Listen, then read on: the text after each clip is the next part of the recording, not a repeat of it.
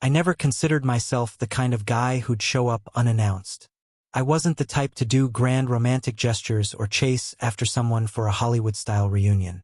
But as I sat in the driver's seat of the rental car, gripping the steering wheel tighter than necessary, I told myself this was different. This was about family. Kate had been gone for 4 days now, off on another business trip, the kind she used to be excited about but had lately spoken of with detached exhaustion. Maybe she was just overworked. Maybe the long hours were finally catching up to her. Or maybe, no, I shut down that thought before it could take root.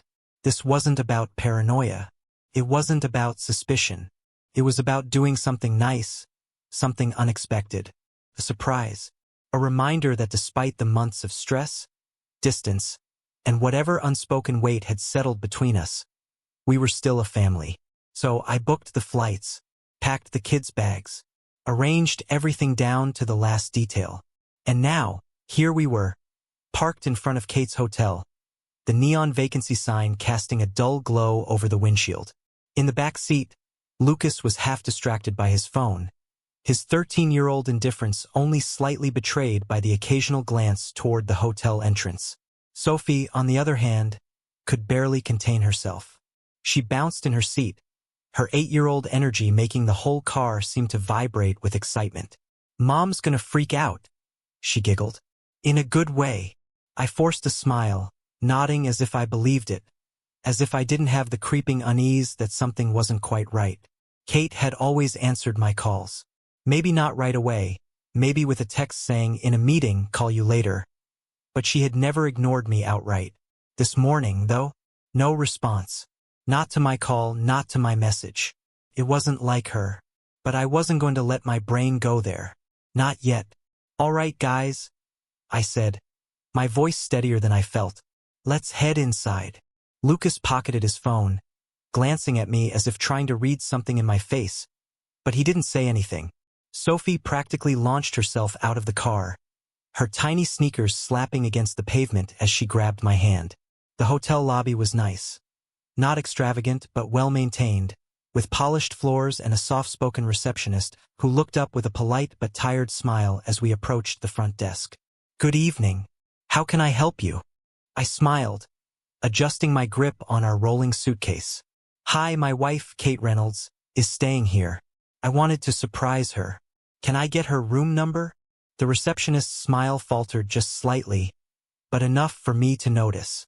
She hesitated, glancing at her screen. Just a moment." Her fingers tapped quickly across the keyboard, and in the silence, the uneasy feeling in my gut twisted tighter. "I'm sorry," she said, looking up again, and there was something in her expression, hesitation, uncertainty. "I can't give out room numbers for guest privacy, but I can call up to her room for you." That was reasonable, sensible, but my stomach clenched anyway. "Sure," I said. Sophie rocked back and forth on her heels, grinning, waiting for the moment her mom would answer, hear our voices, and come rushing downstairs with surprise and joy written all over her face.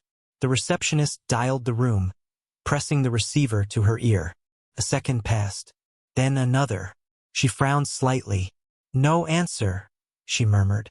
"She might be asleep," I said quickly, more for myself than anyone else. The receptionist nodded, setting down the phone. "She did check in with another guest. I can leave a message for her if you'd like." I stared at her, my mind latching onto the wrong part of that sentence. Another guest.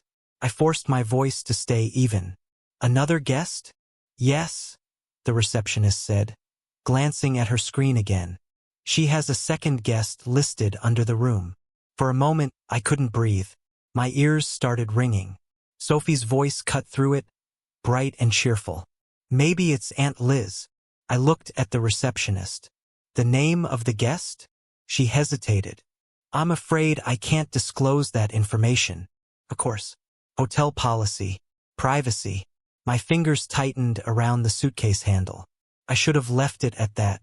I should have just gone upstairs, knocked on the door, let my wife explain. But some instinct, something deep and restless, kept me standing there. "Can I book a room on her floor?" I asked, The receptionist hesitated again. I can see if we have availability. I exhaled slowly. That would be great. She clicked away at her keyboard, and I could feel Lucas's eyes on me now. He was smart. Too smart. He knew something wasn't adding up. A minute later, I had a room key. I turned to the kids, forcing another smile. Why don't you guys hang out in the lobby for a second? Get some hot chocolate. Sophie brightened. Really? Yeah, just for a minute. Lucas, still watching me, nodded slowly. He knew something was off, but he didn't argue. I handed Sophie some cash, ruffled Lucas's hair, and turned toward the elevator. As I stepped inside, my pulse pounded in my ears. The ride up felt endless. My hands were sweating as I stepped into the hallway. The room numbers glowed softly under the dim lighting. I found hers easily. I knocked. Nothing. I knocked again, louder this time. Silence. I stood there for a long moment before pulling out my phone and calling her. Straight to voicemail. Something wasn't right. I turned and headed back downstairs. The receptionist barely looked up as I passed by, key card in hand. The lock on her door beeped green. I stepped inside and froze. The air smelled like perfume, wine, and something else. Something distinctly, undeniably male. There, tangled in the sheets, was my wife. And she wasn't alone. For a moment, I couldn't move. My brain refused to catch up with what my eyes were seeing. The dim glow from the bedside lamp cast just enough light to erase any possibility of misinterpretation. Kate was there, in the bed we had shared for over a decade, curled up against a man I didn't recognize. He was younger than me, fit.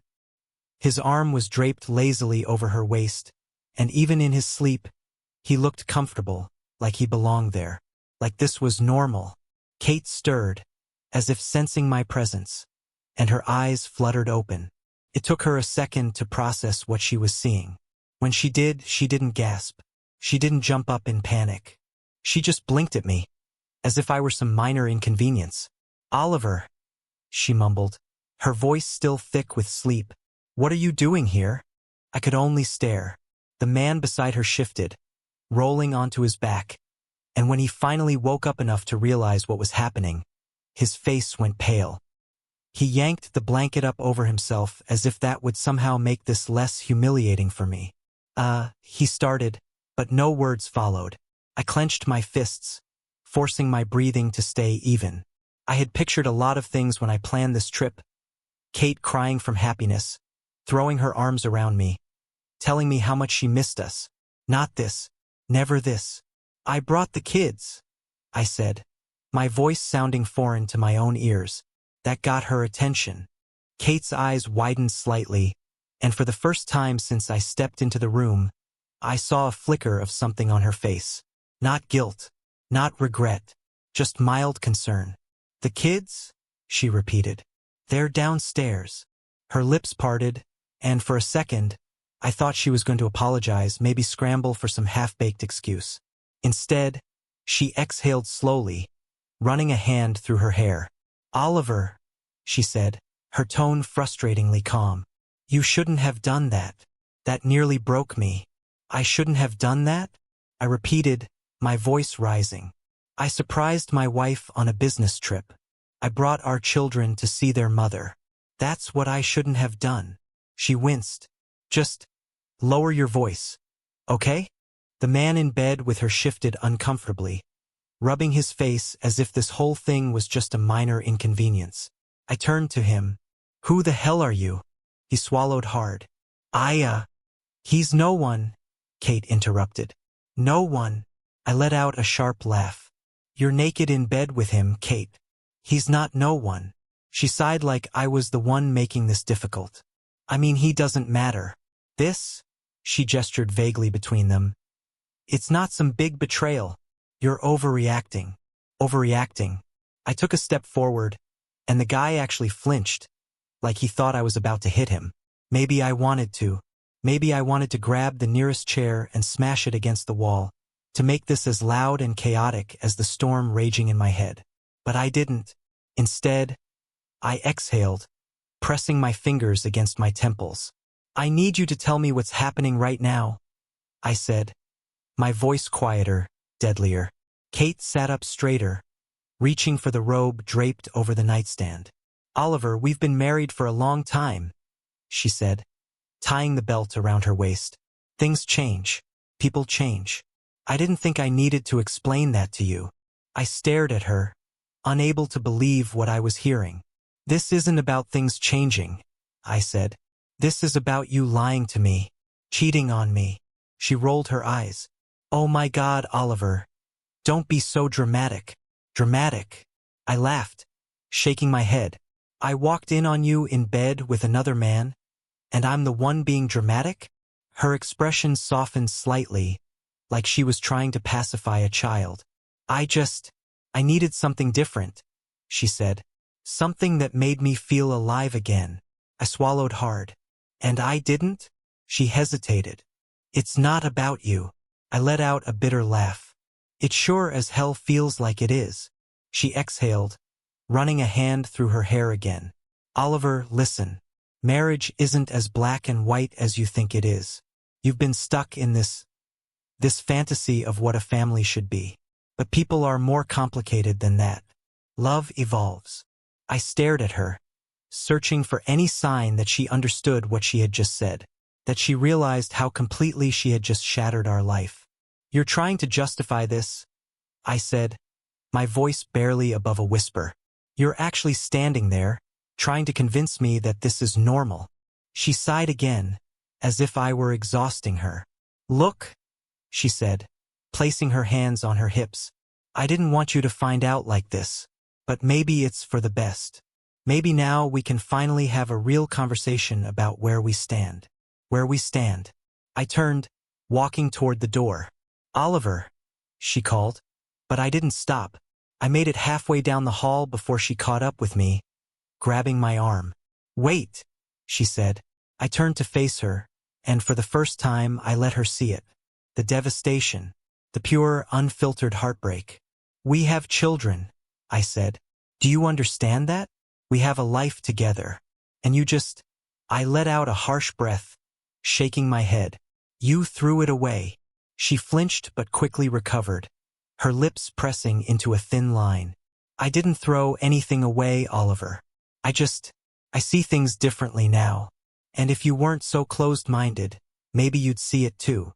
I clenched my jaw so tightly it hurt. Get dressed, I said. Come downstairs and explain to your kids why their mother didn't answer the door. Her face paled. Oliver. No, I shook my head. You don't get to brush this off. You don't get to gaslight me into thinking this is just a difference in perspective. You lied to me. You betrayed me. And now you're going to face the consequences. She hesitated for half a second before stepping back, folding her arms.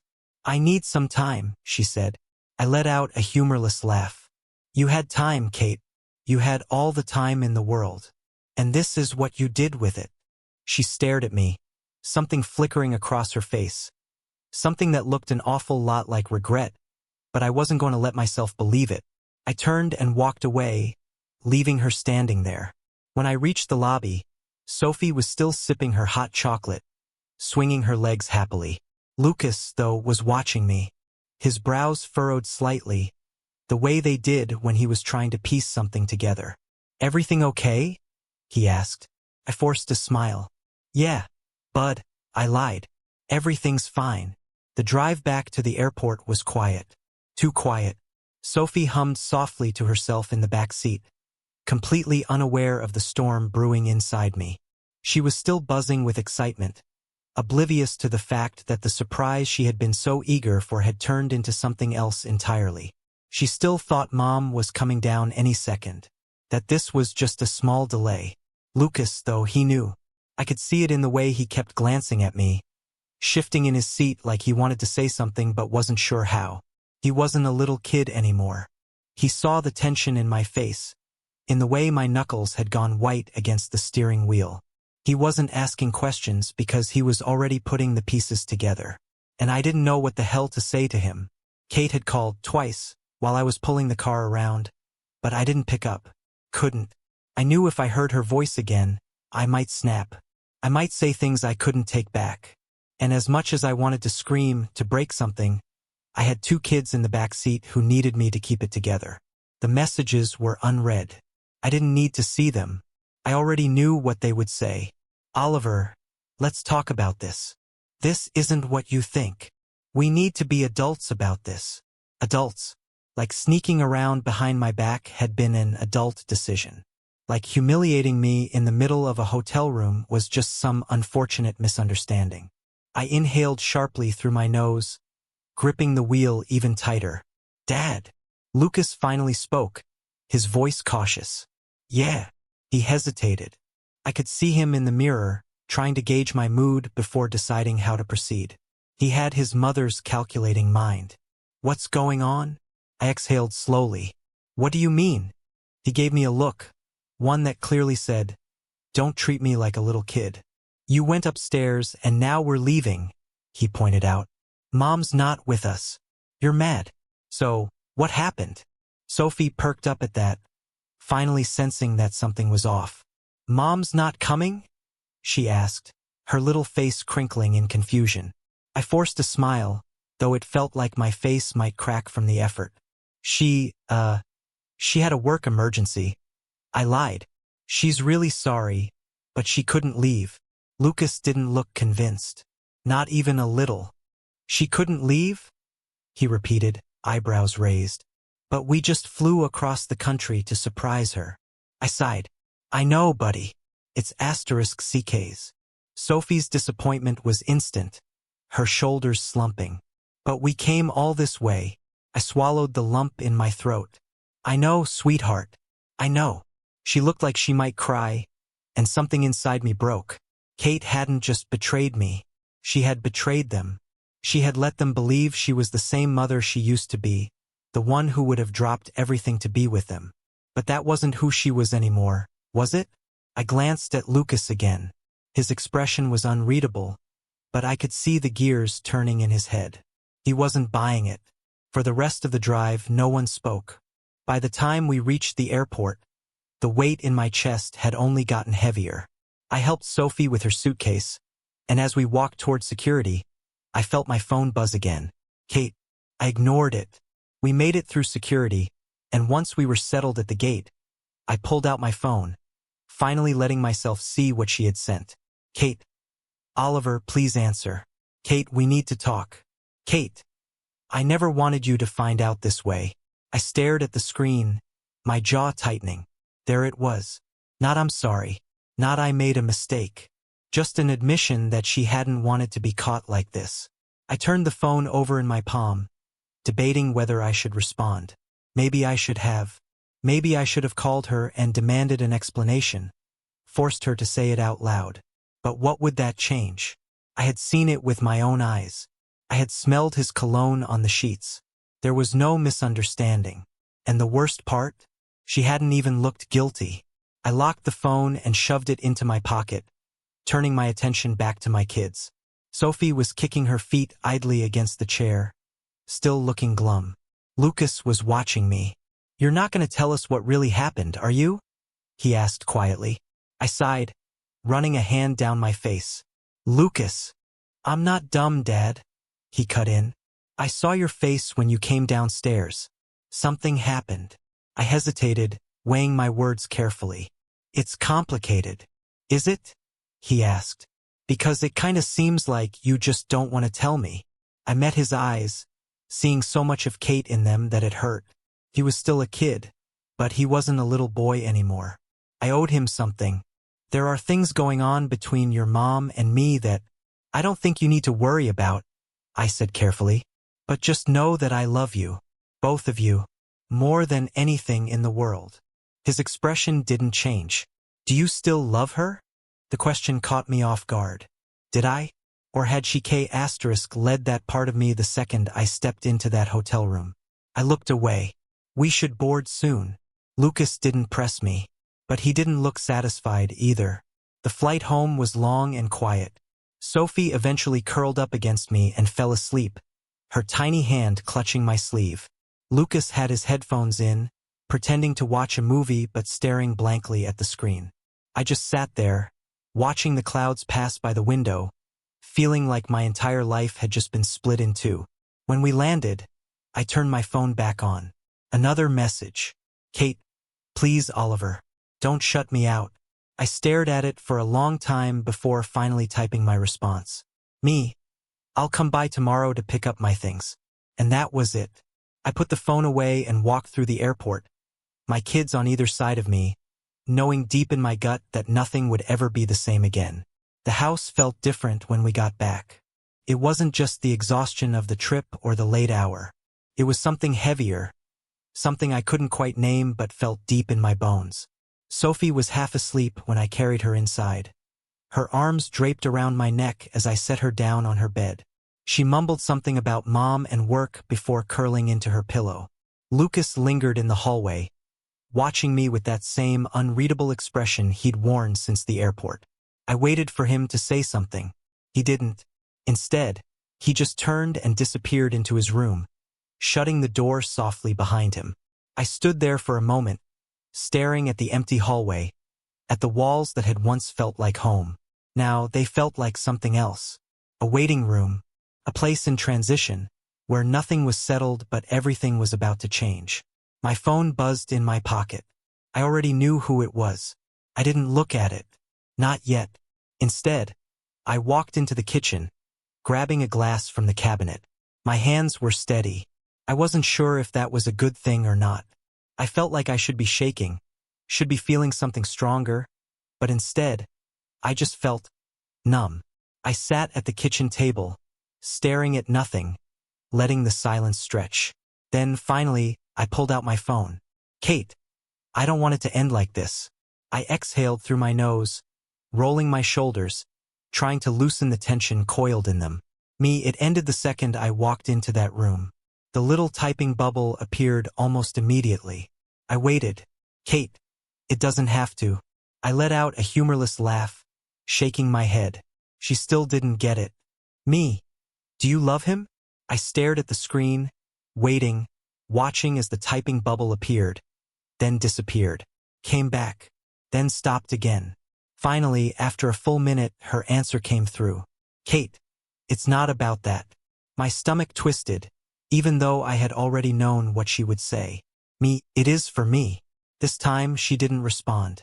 I locked the phone and set it face down on the table, rubbing at my eyes. I didn't want to keep having this conversation. There was nothing left to say. Tomorrow, I'd go to the hotel. I'd pack my things. And then I'd leave. That was the plan.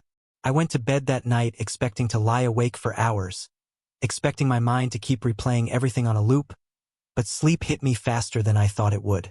My body was exhausted, even if my heart was still catching up. The next morning, I woke up to the smell of coffee. For a split second, I forgot. For a split second, it felt like any other day, like maybe Kate had come home early, like maybe none of it had happened. Then reality set in. I found Lucas in the kitchen, pouring himself a bowl of cereal. He didn't look up when he said, "She called." I didn't ask who. I grabbed a mug from the cabinet, filling it slowly, stalling. What did she say? Lucas shrugged, his spoon clinking against the side of the bowl. Wanted to talk to you. Said to call her back. I took a sip of coffee. You tell her I would? No. That made me look at him. Why not? He finally met my eyes. Because I didn't think you would. I nodded once, setting my coffee down. You're right. Something flickered across his face. A question he wasn't sure if he should ask. Finally, he just said, "So what happens now?" It was the same question I had been asking myself all night. I go get my stuff, I said, like it was that simple. Lucas didn't respond right away. When he finally spoke, it was quiet. Is she coming back? I knew what he meant. Not just physically. Not just to this house. I could have softened it. Could have told him something vague, something comforting. Instead, I told him the truth. No. He nodded slowly, staring down at his cereal. Okay. I left the house an hour later. The hotel was exactly the same as the night before, which somehow made it worse. It should have looked different. It should have reflected the wreckage that had unfolded within its walls. But it didn't. It was still standing, still intact, as if nothing had happened at all. Kate was waiting for me. She opened the door before I could knock, standing there in jeans and a sweater, her hair pulled back in a loose ponytail. For the first time in years, she looked like the girl I had met in college. The one who had smiled at me over a stack of books in the library, who had made me believe in things like fate and forever. But that girl was gone. "Hey!" she said quietly. I didn't respond, just stepped past her and grabbed my bag from the corner of the room. "Oliver." I held up a hand, not looking at her. "Don't," she exhaled sharply. "Can we just—" "No." Silence. I zipped up my suitcase, standing up straight, forcing myself to meet her eyes. She looked at me like she was searching for something. I didn't let her find it. "Was any of it real?" I asked. Her breath hitched. "What?" "Us," I said. "Our life. The kids. The family we built. Did any of it mean anything to you?" Her eyes filled with tears, but I didn't feel bad for her. "Of course it did," she whispered. I nodded once, swallowing the lump in my throat. "Then I hope it was worth it." I turned and walked out without another word. I didn't look back. The drive home was quiet. My phone buzzed once, but I didn't check it. I already knew it was her. When I pulled into the driveway, Lucas was outside, sitting on the porch steps. He looked up when I got out of the car, but he didn't say anything. I sat down next to him. For a few minutes, neither of us spoke. Then, finally, he said, "She's really not coming back, huh?" "No," I said. "She's not." He nodded slowly, staring out at the street. "Okay." I waited, bracing for the anger, the sadness, the confusion. But all he said was, "We'll be okay." I looked at him then, this kid who had grown up too fast in just 24 hours, and for the first time I let myself believe it. "Yeah," I said. "We will." And somehow I knew it was true.